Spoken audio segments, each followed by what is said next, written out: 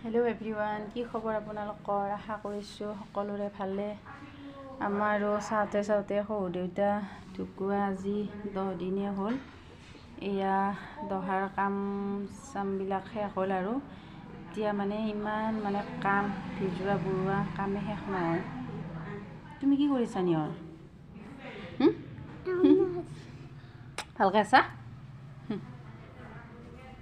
বাকী কাম কৰি কৈছোঁ নহয় ভাগৰি পৰিছোঁ আৰু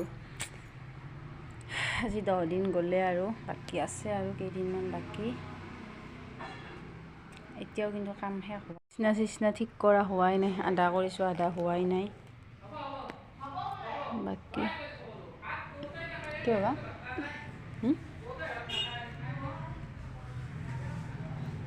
আমাৰ নিয়ৰে এনে ইমান যি নহওক খেলি বা কিবা কথা পাতিছে, কিন্তু মোবাইলটো কেমেৰাটো ল'লে সি লাজত ক'ব নোৱাৰা হৈ যায়। সি কি কৰিব? বাবা এইফালে আহা, দেহা আহা।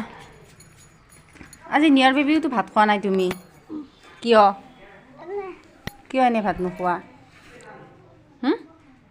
আটা ক'ত গ'ল বাবা? ক'ত উৰি গৈছি?